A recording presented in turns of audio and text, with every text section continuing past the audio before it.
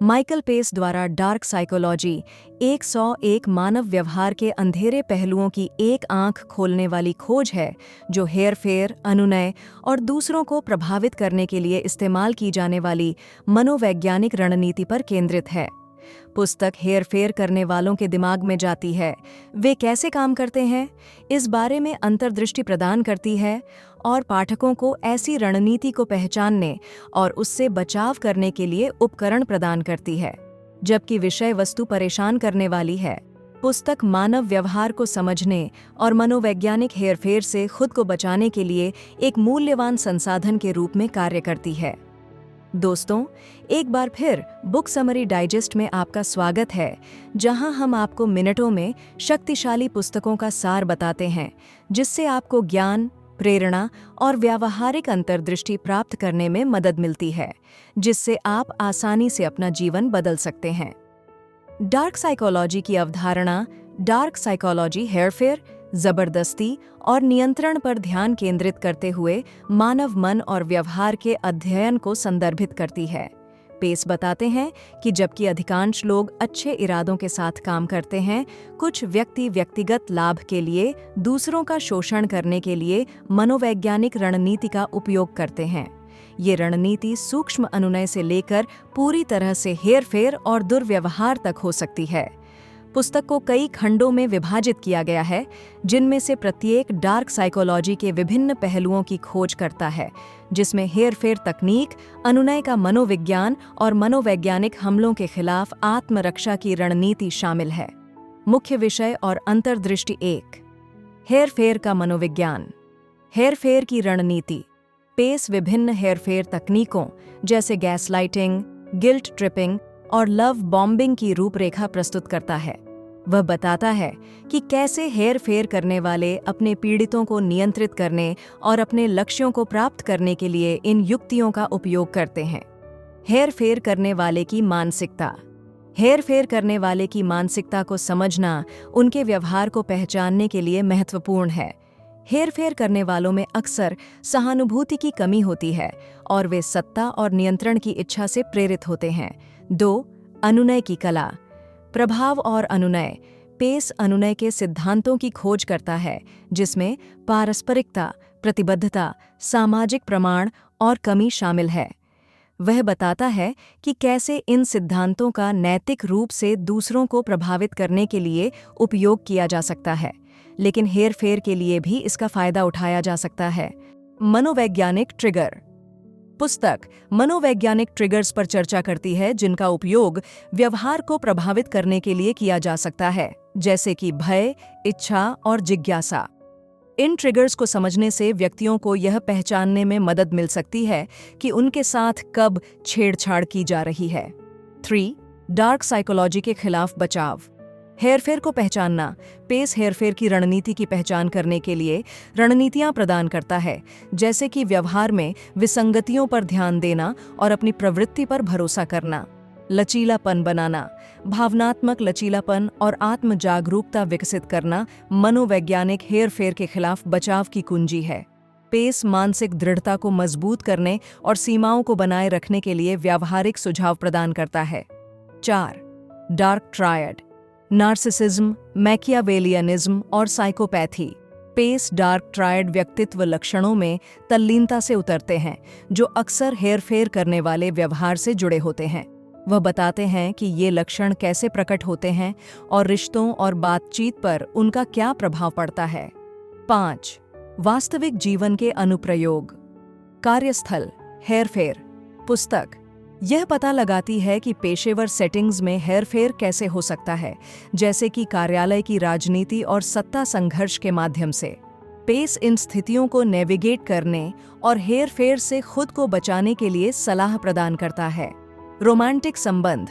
Pace romantic संबंधों में हेरफेर की गतिशीलता पर चर्चा करता है, जिसमें भावनात्मक दुर्व्यवहार के संकेत और स्वस्थ सीमाओं को बनाए रखने की रणनीतियां शामिल हैं।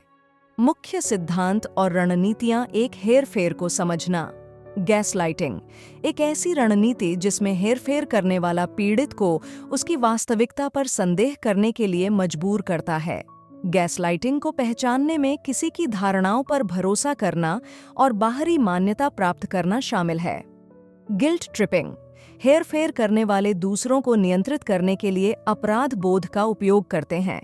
इसके खिलाफ बचाव में अनुचित अपराध बोध को पहचानना और अपने नियंत्रण से परे चीजों के लिए जिम्मेदारी स्वीकार करने से इनकार करना शामिल है।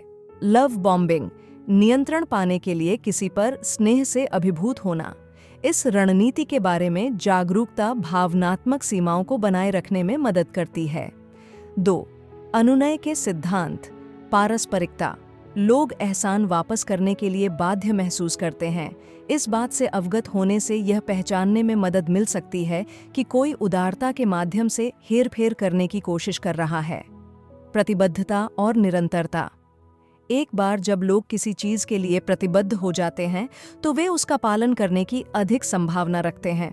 हेरफेर करने वाले लोग छोटी छोटी प्रतिबद्धताएं लेकर इसका फायदा उठाते हैं, जो बड़ी प्रतिबद्धताओं की ओर ले जाती हैं। सामाजिक प्रमाण, लोग दूसरों के कार्यों का अनुसरण करते हैं। इसे पहचानने से साथियों के दबाव और समूह के प्रभाव को समझने में मदद मिल सकती है। कमी की धारणा इच्छा को बढ़ाती है। इसके बारे में जागरूक होने से आवेगपूर्ण निर्णयों के बजाय तर्कसंगत निर्णय लेने में मदद मिल सकती है। 3. भावनात्मक लचीलापन बनाना। आत्म जागरूकता, हेरफेर को पहचानने के लिए किसी की भावनाओं और ट्रिगर्स को समझना महत्वपूर्ण है। सीमाएं निर्धारित करना, स्पष्ट सीमाएं हेरफेर करने वाले व्यवहार से बचाती हैं। इन सीमाओं को लगातार संप्रेषित करना और लागू करना महत्वपूर्ण है। सहायता प्राप्त करना, सहायता प्रणाली होने से मान्यता और परिप्रेक्ष्य मिल सकता है, जो चालाकीपूर्ण रणनीति का मुकाबला करने में मदद करता है। 4. डार्क ट्रायड को पहचानना। नार्सिसिज्म, भव्यता और सहानुभूति की कमी की विशेषता।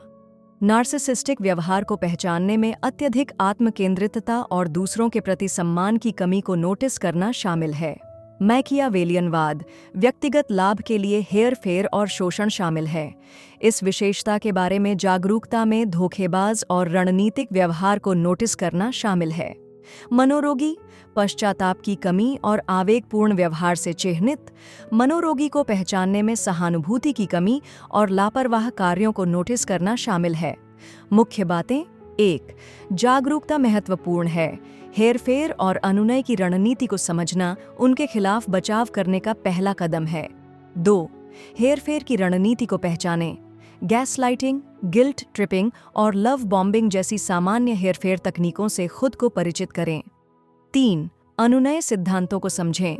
अनुनय के सिद्धांतों को जानें ताकि यह पहचाना जा सके कि उनका नैतिक रूप से उपयोग कब किया जा रहा है और कब उनका शोषण किया जा रहा है।